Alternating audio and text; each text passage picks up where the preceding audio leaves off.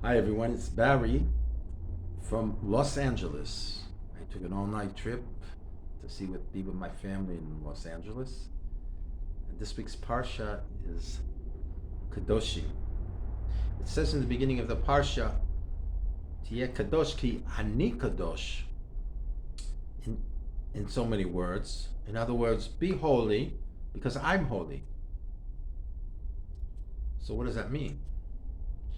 It means whatever holiness that you have, that I give you as a people, as my chosen people, people of Israel,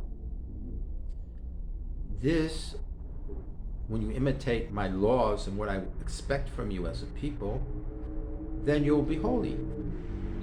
But nobody can really be holy because Hashem is really the perfection that we're striving for. In other words, but we can't perfect our personalities. That's what the Omer is about. We're on day 17th of the Omer. 17 in Gematria means good. So every day as we count up to 49 days is good. But this day is especially good because it will be the 18th day in a few hours here in Los Angeles, and 18 is the Gematria of Chaim, which is life. So that's all we're trying to see in this world is a good life. 17 and 18 are these numbers in the Hebrew letters spell these words if you give certain numbers to the letters. So we're at a happy time here because we have to appreciate that amidst all the craziness, we have to still put our faith in God and try to improve our characteristics, our personalities. That's what the 49 days are counted 7 weeks. Each day has a different count. We're right now in the week of Teferet. Teferet is a combination, as I mentioned in previous talks, of Chachma and Bina. Chachma and Bina is the male, and Bina is the female. One is the left, one is the right. Judgment occurs on the left side. The kindness and God's way of Kedusha is on the right side. So Teferet is a combination of both, which is on the lower 7 levels. They start with Chesed, which is kindness. It's the first level, first week. The second week is Bina, and the third week is Teferet. So we're in the week of Teferet, 14. This is the 14th, is the 2 weeks, and now we're in the 17th day. So this is the week of balance, because you can't be too much on the side of goodness and kindness, and you can't be too strict with the side of judgment. So you have to find a balance, and this is the beauty of Teferet. The balance is really found in Yisrael, who was Yaakov Avinu, Jacob our father, and he was the father of the 12 tribes, and that's the community. So he brings this concept of Kedusha to the community. The community is how we serve God, not as an individual, but individuals perfecting ourselves toward the goal of the community.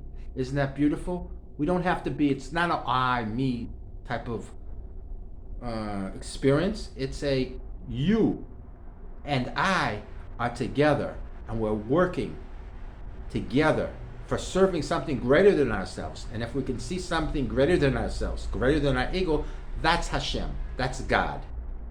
So we humble ourselves, we do His laws, and we count the tradition, and we keep the tradition.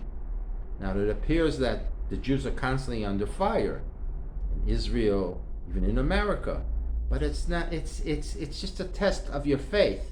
You have to have faith in this world. Once you have faith, then you can really move forward in serving Hashem, in serving your fellow man, and in building positive character in which ego is not the center of your personality, but humility becomes the center.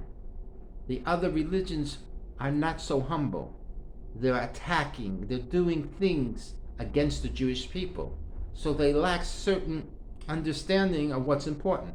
But how could they have that understanding? Because that understanding God chose for the Jewish people, and He chose it for the Jewish people to be a light upon the nations, to the 70 nations after the flood of Noah and the ark. So once the nations really understand that the Jewish people are really exist for their benefit and to perfect the world for the next deliverance. The deliverance of the Jewish people happened in Pesach. On the second day of Pesach, that's where we're counting up 49 days. 7 days to Shavuot, to the receiving of the Torah, the 5 books of Moses, the 10 commandments, whatever you want to call it. But we're always moving forward and we're always moving up. We're not looking back. We're living in the time. We're living in the day. And when things are thrown our way, we have to respond in a positive way. That's the whole Torah, is being positive, is knowing that whatever comes your way, Hashem is giving us for a reason to perfect your personality and yourself, and see if you still have that belief in God that He's doing everything for your benefit. The 70 nations look at the Jewish people not for their benefit. They look at the Jewish people as a threat because they're different, because they're holy, because they're chosen. But they're not chosen. They have a job to do. If they don't do the job to help Hashem bring the light of this Torah to the other worlds, then they're not keeping up with the tradition, and the tradition will be absolved. When we integrate and assimilate into the larger host cultures in the diaspora, right now the diaspora situation is not good for the Jews. Even on college campuses in America, they're being attacked by groups. So we have to see what's going on. And we have to kind of understand the Jewish people are here to help you. And if you're attacking the Jewish people, you're really attacking yourself. Because even in the time of the temple when it existed, there were 70 sacrifices on Sukkot, on the festival of Huts. And that was May 7th this year, the festival of Huts. The non-Jewish element crossed the line into the border from Gaza into Israel and went into our huts and killed animals and people and then took hostages. That's not right. That's not Torah. That was some type of judgment against the Jewish people. But we have to understand, what is the judgment?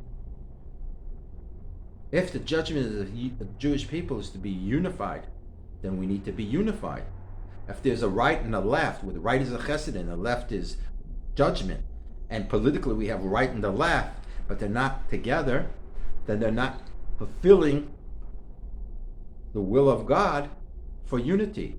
And the only way we can get unity is to get rid of your ego and your political doctrines, whatever you are, whatever religion you are. The church has been after the Jewish people for 2,000 years of anti-Semitism. This little thing was a small thing in Gaza. This has been going on for thousands of years. It went on with the first temple in 70 AD. I mean, in 300 years before the Common Era, and then 70 AD, first by the Greeks and then by the Romans. And now this October 7th. They didn't have any cameras, they didn't have TVs, they didn't have media, they didn't have anybody to report it. So nobody knows about it.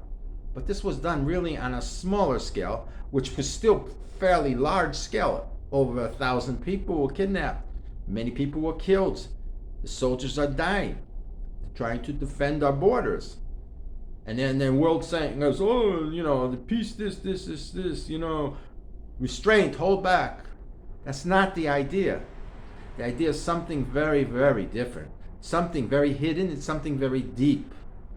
But whoever curses the Jews are cursed. Whoever blesses the Jews are blessed.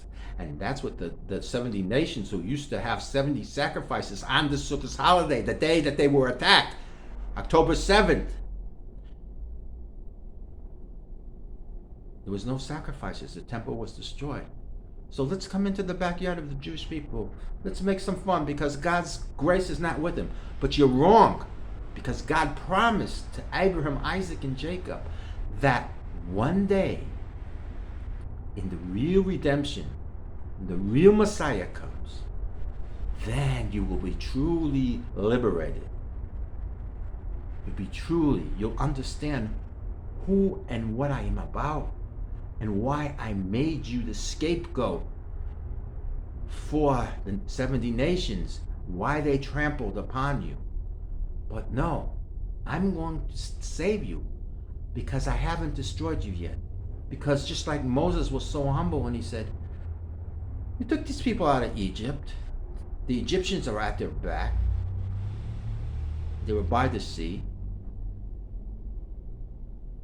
And what happened? A miracle.